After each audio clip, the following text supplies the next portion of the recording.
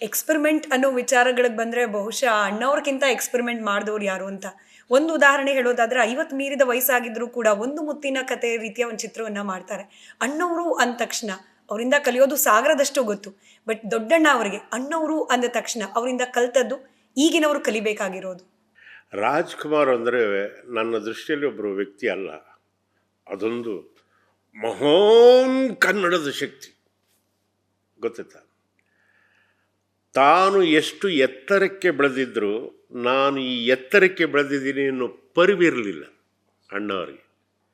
ನನಗಿಂತ ಚಿಕ್ಕವರು ಇನ್ನೊಬ್ಬರಿಲ್ಲ ಅಂದರು. ಅದಕ್ಕೋಸ್ಕರ ಅವರು ಕರ್ನಾಟಕದ ಮನೆಗಳಲ್ಲಿ ಮನೆಗಳಲ್ಲಿ ಆರಾಧ್ಯ ದೈವವಾದರು. ಜನ ಎಷ್ಟು ಇವರನ್ನು ಪ್ರೀತಿ ಮಾಡಿದ್ರು ಅಷ್ಟೇ ಪ್ರೀತಿಯಿಂದ ಇವರು ನನ್ನ ಅಭಿಮಾನಿ ದೇವರುಗಳು, ನನ್ನ ಅನ್ನದಾತರು ಅಂತ ಕರೆದ್ರು.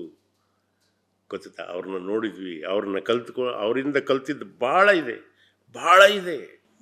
ಏಕೆಂತಂತಂದರೆ ನಮ್ಮ ಅಷ್ಟು ವರ್ಷ ಜೀವಮಾನದಲ್ಲಿ ಅಣ್ಣವ್ರ ಜೊತೆ 6-7 ಪಿಕ್ಚರ್ ಮಾಡುವಂಥ ನನಗೆ ಯೋಗ ಸಿಕ್ಕಿದ್ರೆ ಸಹಿತ ಯಾರ ಮೇಲೂ ಯಾವ ಕಾರಣಕ್ಕೂ ಕೋಪ ಮಾಡ್ಕೊಂಡಿದ್ದು ನಾವು ನೋಡೇ ಇಲ್ಲ, ಖಂಡಿತವಾಗ್ಲೂ ನೋಡಿಲ್ಲ.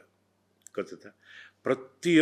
ಒಬ್ಬರು ವಿದ್ಯಾವಂತರು ಬರಲಿ, ಗೊತ್ತಾ, ಯಾರೇ ಬರಲಿ, ಒಬ್ಬ ನಿರಕ್ಷರ ಕುಕ್ಷಿ ಬರಲಿ, ಬಂದಿದ ತಕ್ಷಣ ಯಾರಾದ್ರೂ ನಮಸ್ಕಾರ ಅಂದರೆ ಎದ್ದು ನಿಂತ್ಕೊಂಡು 2 ಕೈಯಲ್ಲಿ ನಮಸ್ಕೊಂಡು ಸಂತೋಷದಿಂದ ಬನ್ನಿ ತಮ್ಮ ಬಂಧು ಬಳಗನ ಕರೆದಂಗೆ ಕರೆಯೋರು.